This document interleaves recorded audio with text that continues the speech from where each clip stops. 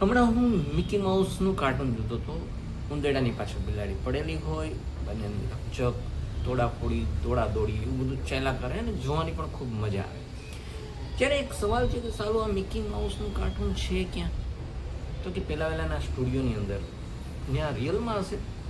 તો કે ના, એનું એક ડ્રોઈંગ કરવામાં આવે, ડ્રોઈંગ પરથી એ જે આજની જે ટેકનોલોજી VFXના અંતેના બધાનો ઉપયોગ કરીને એને હલતું જલતું કરવામાં આવે. કોઈ માણસ પણ ઘણીવાર એ બનીને દોડતો કાઢતો હોય, જેમ કે વોડાફોનના જે ઝુઝુ આવતા હતા. તો આવી રીતના કંઈ ને કંઈ ટેકનોલોજી પણ આવી એ છે પોતાના હાથ હલાવે તો એ કાર્ટૂનના હાથ હલતા એવું લાગે. એક્ઝેક્ટલી પછી એને એકવાર એ જેને કહેવાય કે એક વિડીયો તૈયાર થઈ ગયો, પછી એ વિડીયો જે તે કંપનીને આપવામાં આવે, જે ટેલિવિઝન કંપનીઓ છે, અલગ અલગ ચેનલો છે, અને એના થ્રુ આપણા મોબાઈલ સુધી એ વસ્તુ પહોંચે છે. તો હવે મિકી માઉસ મોબાઈલમાં છે, મોબાઈલની ચિપ્સમાં છે, મોબાઈલની મેમરીમાં છે ક્યાં? ને કોમ્પ્યુટરમાં સ્ટાર્ટ કરો તો કોમ્પ્યુટરમાં આવે છે, તો ટીવીમાં જુઓ તો ટીવીમાં આવે છે. વાસ્તવિક એ વસ્તુ છે ક્યાં? રિયલ જિંદગીની અંદર જેમ આપણે છીએ, હું ને તમે જેમ રિયલ છીએ, એવી રીતના રિયલમાં મિકી માઉસ છે ક્યાં? આવો પ્રશ્ન સહજ મને થયો. ત્યારે એક જવાબ મળ્યો કે નહીં, મિકી માઉસ ક્યાંય નથી.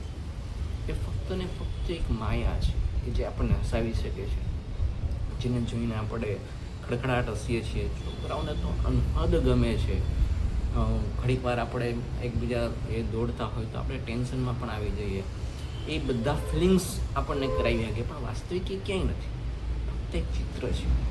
અને આવું આપણે કોઈ બાળકને એમ કહે કે આ ટીવીમાં જે દેખાય છે મિકી માઉસ ક્યાંય નથી, અવાસ્તવિક છે, ફક્ત તને દેખાય છે એટલું જ તે બાળક માનશે નહીં. માને કે એનું કારણ એ રિયલ જ લાગે છે.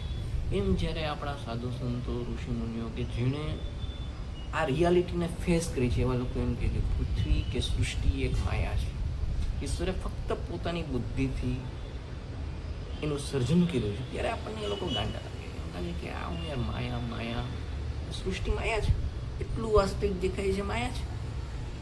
પણ હા, જેમ મિકી માઉસ એ નાના બાળક માટે હકીકત છે, પણ જે એની પ્રોડક્ટિવિટી સમજે છે એના માટે એ ફક્ત ને ફક્ત માયા છે.